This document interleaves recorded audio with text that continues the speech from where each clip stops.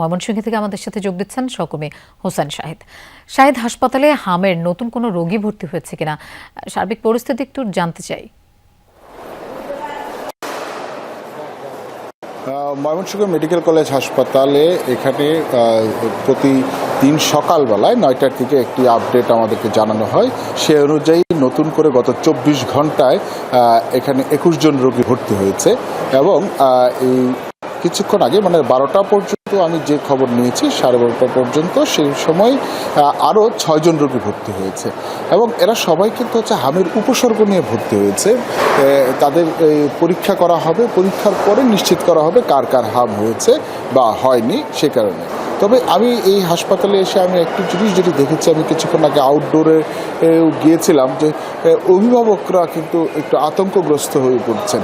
মানে বাচ্চার কোনো ধরনের শারীরিক সমস্যা দেখা দিলে হাম হয়েছে কিনা বা হাম হচ্ছে এই বিষয়টি নিয়ে ডাক্তারের কাছে ছুটে আসছেন, এরকম একটি শঙ্কা আমি অভিভাবকদের মধ্যে দেখেছি। আর ময়মনসিংহ মেডিকেল কলেজ হাসপাতালে একটি আইসোলেশন ওয়ার্ড করা হয়েছে, যেখানে হামের উপসর্গ নিয়ে যারা আসছেন তাদেরকে আলাদা করে এখানে চিকিৎসা দেওয়া হচ্ছে। আজকে এখানে ভর্তি রয়েছে 64 জন রোগী, সবাই শিশু।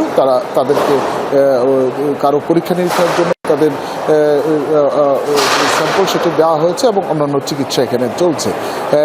চিকিৎসকরা যেটি বলছেন যে আসলে হামের কারণে কারো মৃত্যু হয় না, কিন্তু হামের কারণে শিশুর যে ইমিউনিটি সিস্টেম অর্থাৎ তার যে রোগ প্রতিরোধ ক্ষমতা সেটি নষ্ট হয়ে যায়।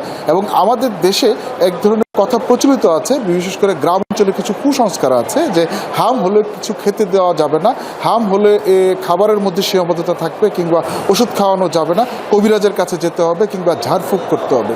তো অনেক রোগী এখানে এসেছেন যারা এই কাজগুলো আগে করেছেন, তারপরে অবস্থা যখন সিরিয়াস হয়ে গেছে তখন তারা হাসপাতালে এসেছেন। তো চিকিৎসক বারবার একটি বিষয় আমাদেরকে বলেছেন যে সাধারণ মানুষকে সচেতন করতে হবে, যে হামের উপসর্গ দেখা দিলেই ওই কুসংস্কারাচ্ছন্ন না হয়ে ঝাড়ফুঁক কিংবা অন্যান্য বিষয়ের দিকে না গিয়ে, কবিরাজের দিকে না গিয়ে প্রথমেই যেন হাসপাতালে আসে এবং তার প্রকৃত অর্থে হাম হয়েছে কিনা সেই বিষয়টি যেন নিশ্চিত হয়। নিশ্চয়ই শাহিদ, অভিভাবকরা যেন সচেতন হন, চিকিৎসকদের পরামর্শ অনুযায়ী চলেন, তেমনটাই প্রত্যাশা থাকবে আমাদের সবার।